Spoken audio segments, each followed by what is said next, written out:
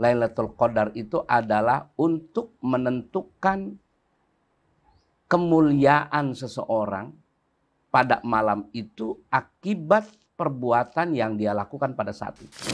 Orang yang mendapatkan Lailatul Qadar itu ada keceriaan, hati yang tenang, kemudian perilakunya jauh lebih baik daripada yang sebelum-sebelum. Kalau seandainya langsung piala Lailatul Qadar itu diberikan di awal-awal, berarti kan tidak ada kompetisi. Saya yakin Allah itu lebih toleran.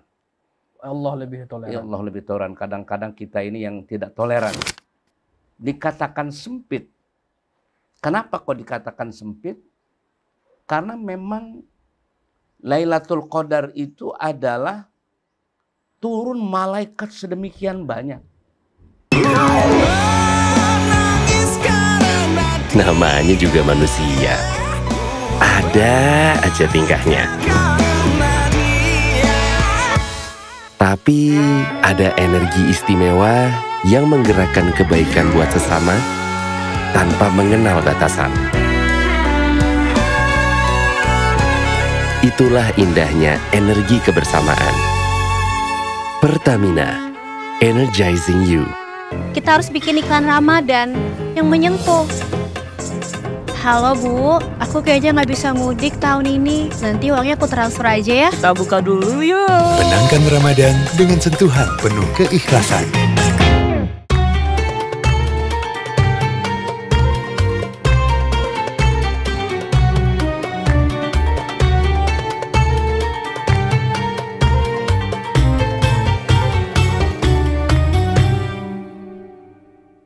Assalamualaikum warahmatullahi wabarakatuh. Alhamdulillahirabbil alamin. Alhamdulillah kita bertemu kembali dalam kajian Ramadan bersama Mata Hati TV, membuka mata, menjernihkan hati. Dalam kajian Ramadan 1445 Hijriah. Alhamdulillah, semoga kita dalam keadaan sehat dan seluruh pemirsa Mata Hati TV dalam keadaan sehat dan lancar dalam menjalankan ibadah puasanya bersama keluarga, dan Allah berikan nikmat iman dan Islam serta kesehatan bersama keluarga. Alhamdulillah, sekarang kita sedang berada di Pondok Pesantren At-Tawazun, Kalijati, Subang, Jawa Barat.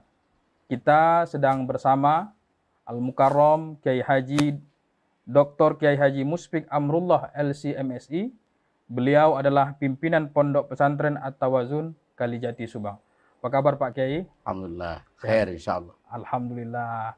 Kelihatannya Ramadan ini sangat cerah Pak Kiai. Alhamdulillah. Semoga kita kecerahan ini akan menjadi transfer di tengah-tengah umat Islam di seluruh dunia. Amin, amin.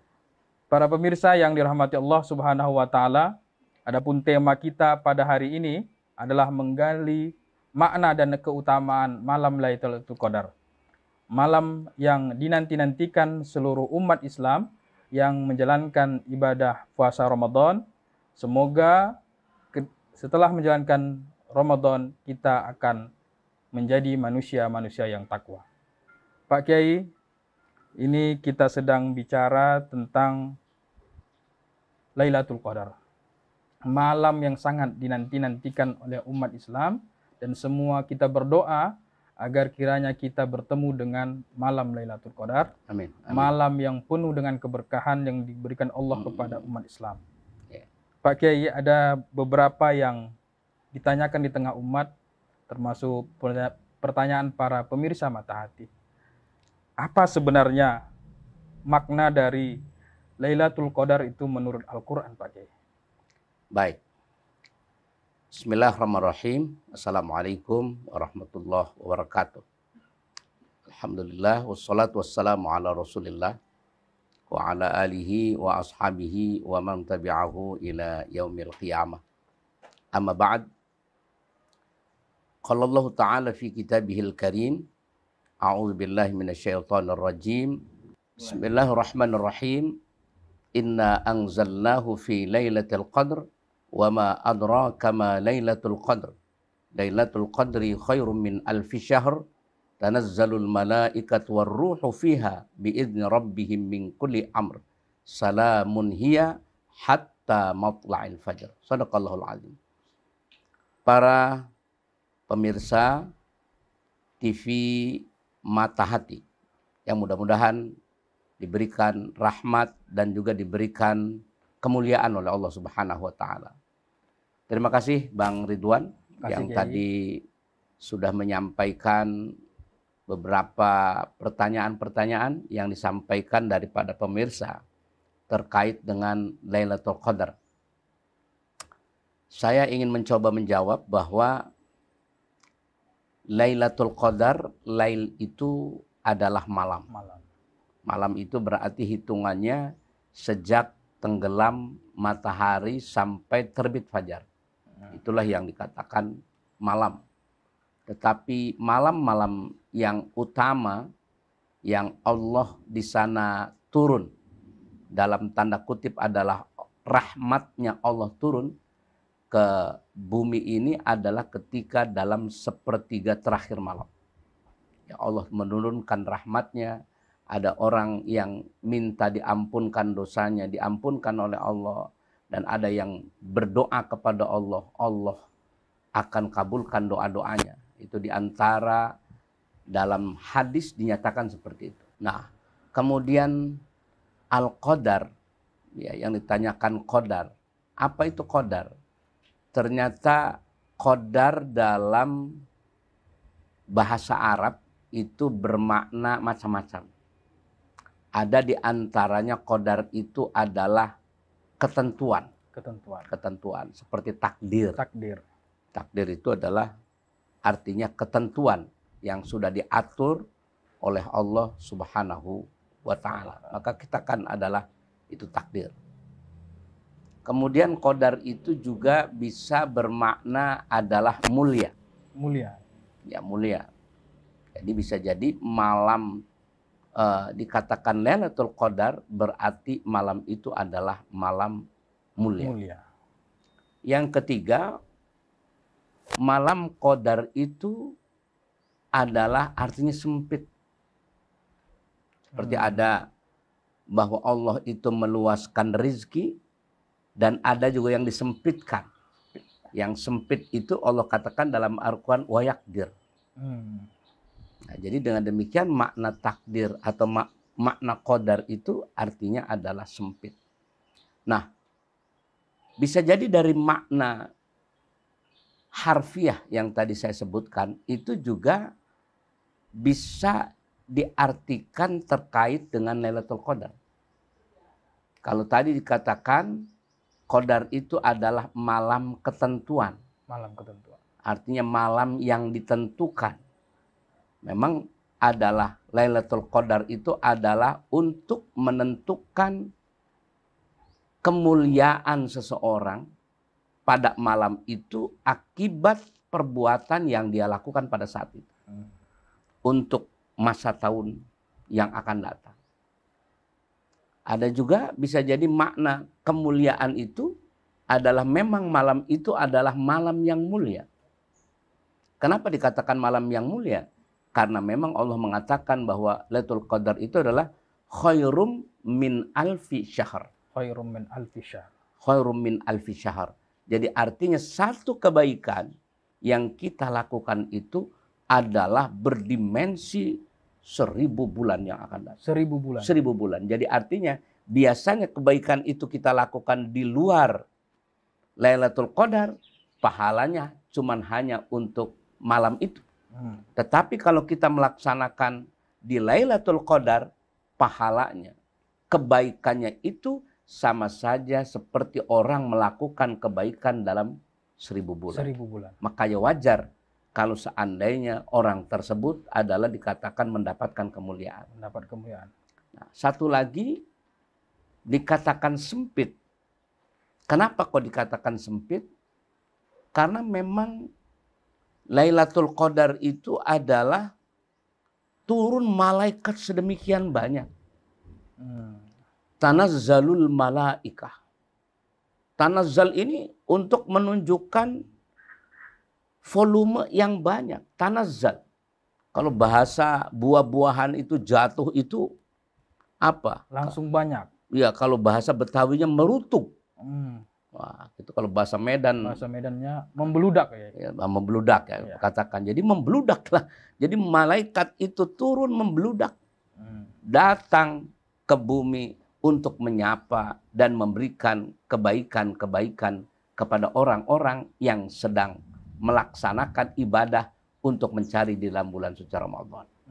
Nah, itu dari makna-makna itu di antara makna-makna Lailatul Qadar yang menurut para alim ulama yang saya baca dalam berbagai macam buku. Itu mungkin terkait dengan makna Lailatul Qadar. Jadi malam Lailatul Qadar itu Allah turunkan para malaikatnya untuk turun ke bumi untuk memberikan kebaikan kepada umat yang sedang menantikan ya, malam-malam Lailatul Qadar malam dengan Qadar ibadah. itu. Jadi bukan hanya itu. Tadi saya katakan kemuliaan, kemudian ditentukan, ditakdirkan oleh Allah. Kalau kita melihat dari 3 pengertian daripada Al-Qadar itu sendiri. Al-Qadar. Nah, malam Lailatul Qadar ini kan biasanya kita Kiai terus menanti. Ya. Bahkan kita selalu memilih waktu-waktu yang tepat kapan sekiranya pasnya malam Lailatul Qadar itu.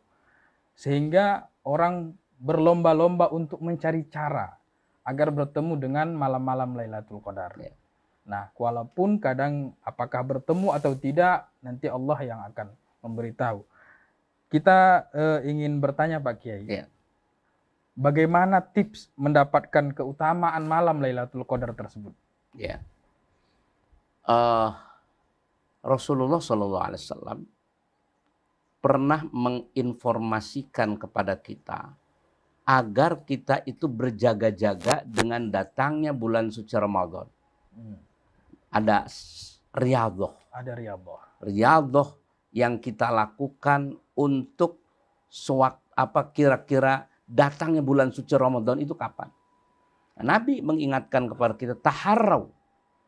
Ya, itu artinya taharrau perintah dari Nabi untuk kita waspada, untuk kita berjaga-jaga, untuk kita menggapai Lailatul Qadri fil witri minal ashri fi syahr Ramadan.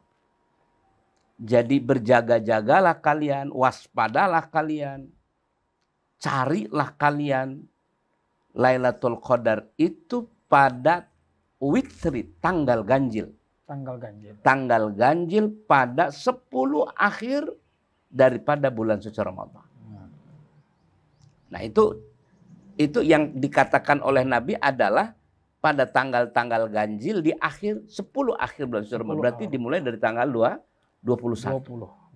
Ramadan. 21 Ramadan, 23, 25, 27, 29. Kalau memang yang dikatakan oleh Nabi itu adalah pada ganjil-ganjil bulan suci Ramadan. Nah, kenapa Nabi katakan itu? Ini adalah merupakan informasi dari Nabi. Yang tentu kalau Nabi itu bisa jadi selalu mendapatkan Lailatul Qadar itu. Maka diinformasikan itu kepada umatnya. Nabi itu tidak bakhil untuk tidak menyampaikan informasi-informasi yang baik terhadap umatnya. Selalu membagi. Nah, dari situ makanya tidak sedikit. Baik kegiatan-kegiatan i'tikaf, kegiatan-kegiatan qiyamul lail itu di Indonesia sekarang sudah menjamur.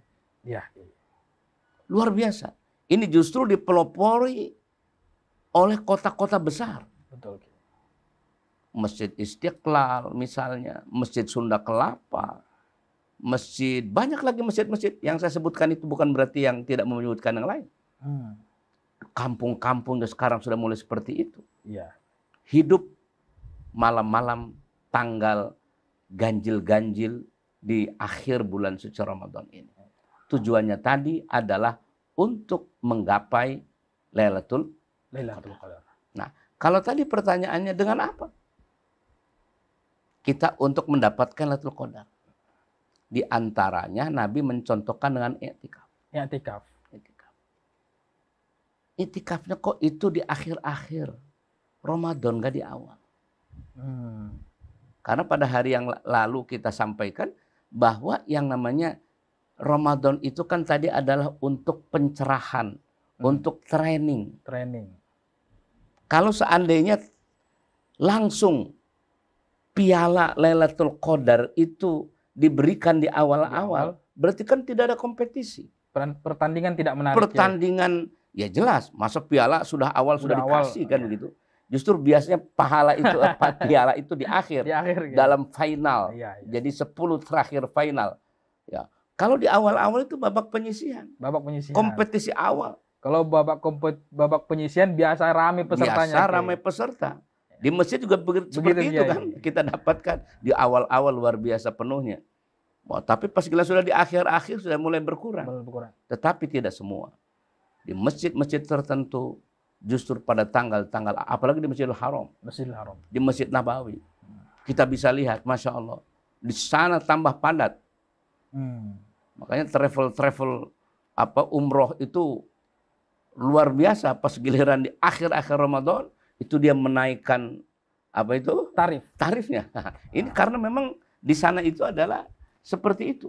Jadi padatnya luar biasa dalam rangka mereka ingin menggapai daripada bulan suci Ramadan. Apa yang saya lakukan? Sekali lagi Nabi mencontohkan dengan i'tikaf. Bahkan untuk mengencangkan izharnya, kainnya dikencangkan, artinya untuk tidak berhubungan dengan keluarga dulu selama 10 hari akhir bulan suci Ramadan. Beriktikaf itu bisa jadi adalah pembersihan untuk meningkatkan pembersihan yang sudah dia lakukan di awal Ramadan. Iya. Di awal Ramadan pembersihannya itu adalah melalui tidak makan selama hari-hari itu.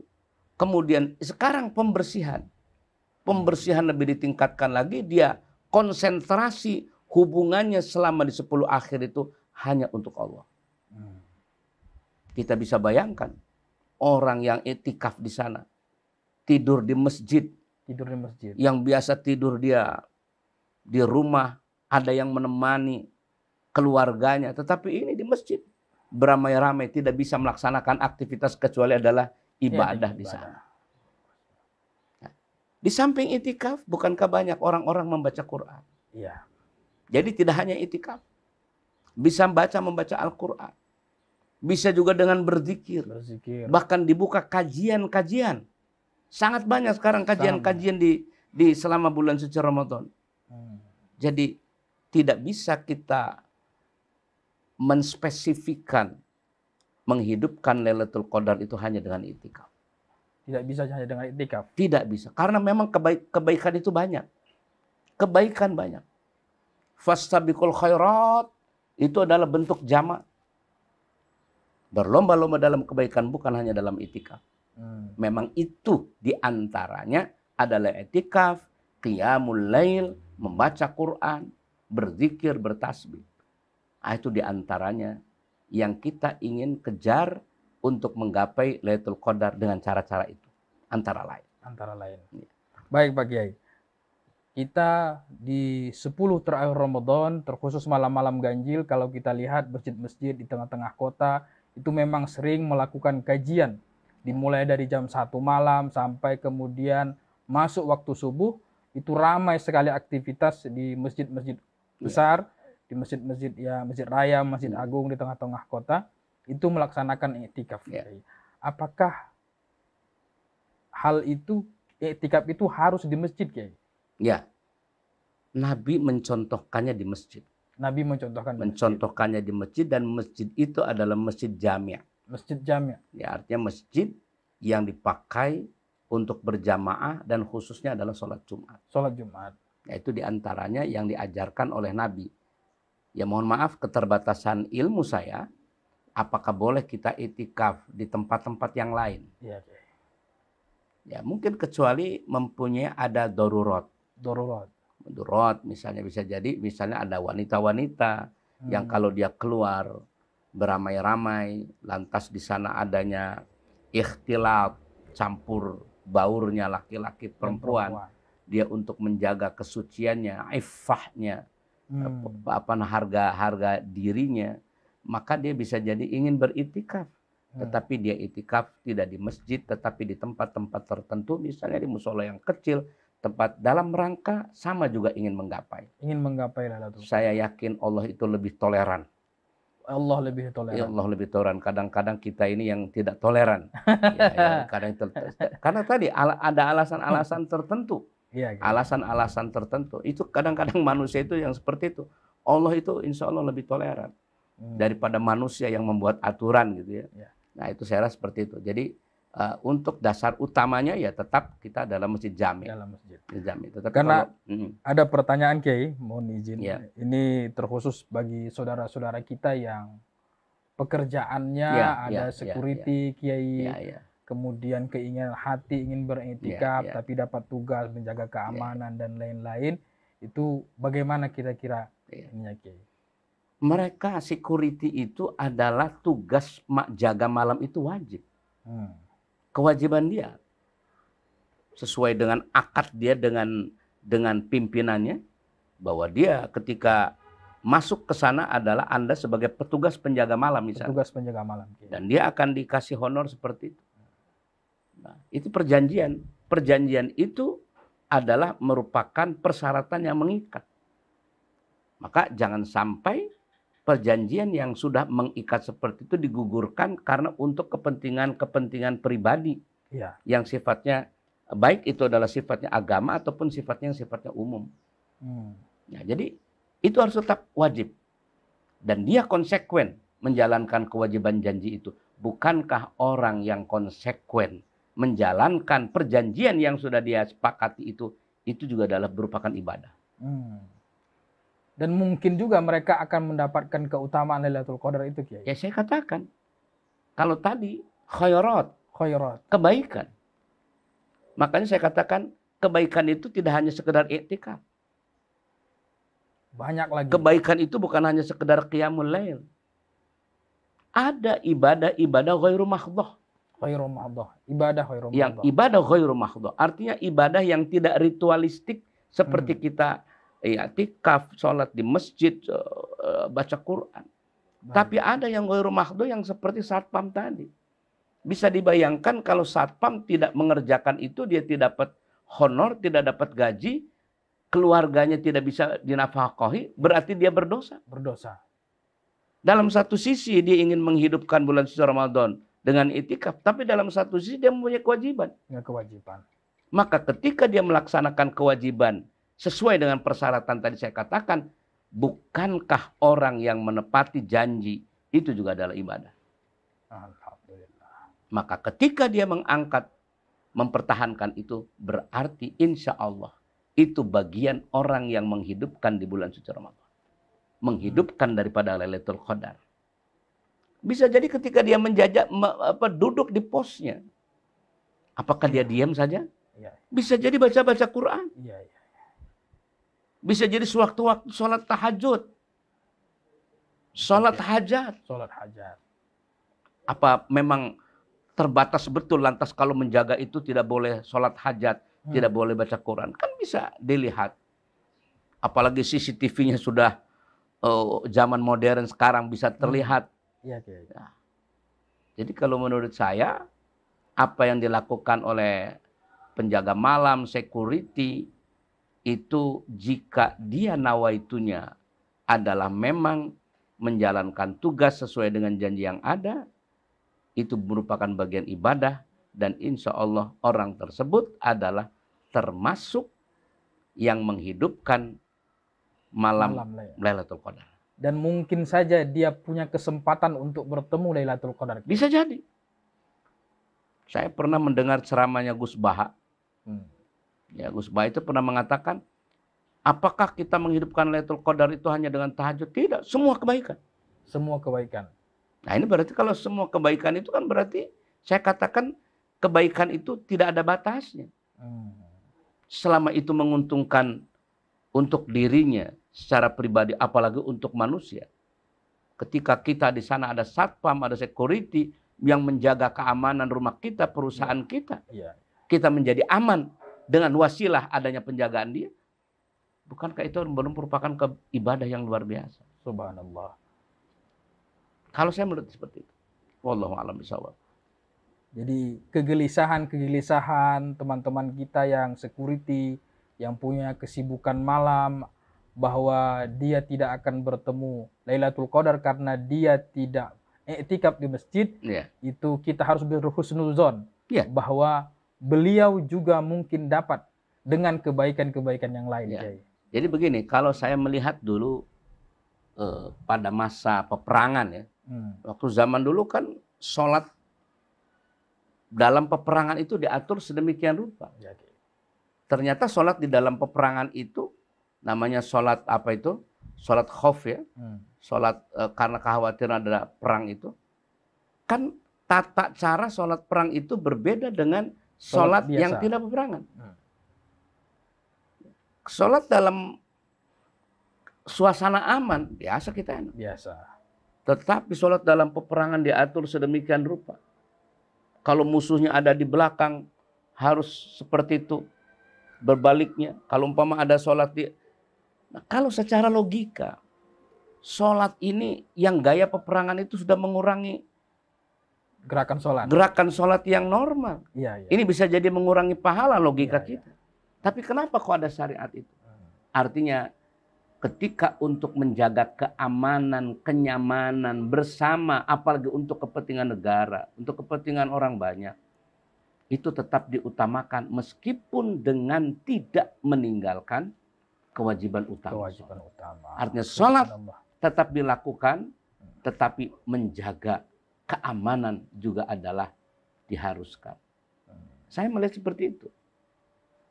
Artinya bisa berubah ritual keagamaan karena ada sebab untuk menjaga kenyamanan. Wallahu a'lam bishawab. Saya rasa seperti itu. Singkat Kiai, ini ada pertanyaan yang harus kita read karena waktunya juga terbatas dari pemirsa. Tanda-tanda khusus seorang muslim bertemu Lailatul Qadar, Kiai.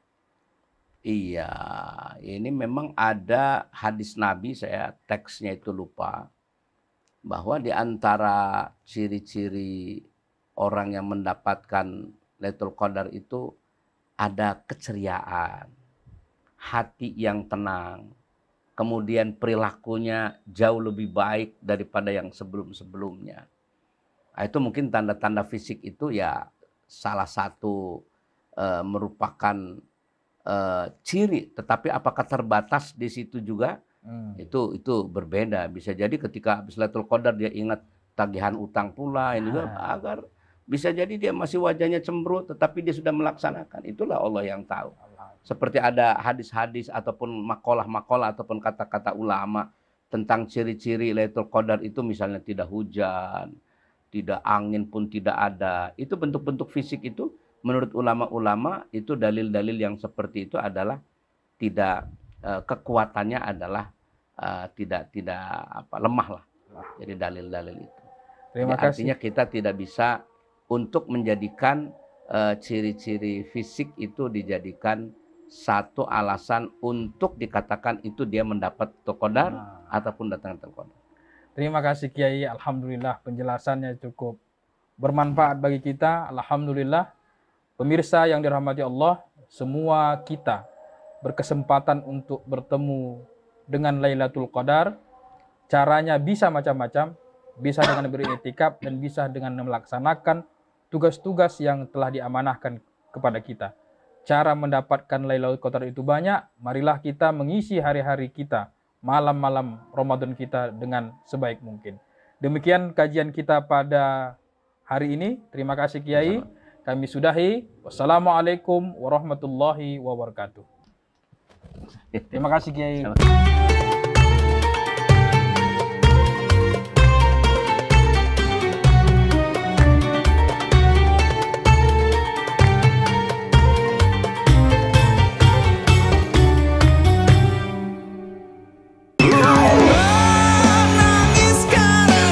Namanya juga manusia, ada aja tingkahnya. Tapi ada energi istimewa yang menggerakkan kebaikan buat sesama tanpa mengenal batasan. Itulah indahnya energi kebersamaan. Pertamina, energizing you.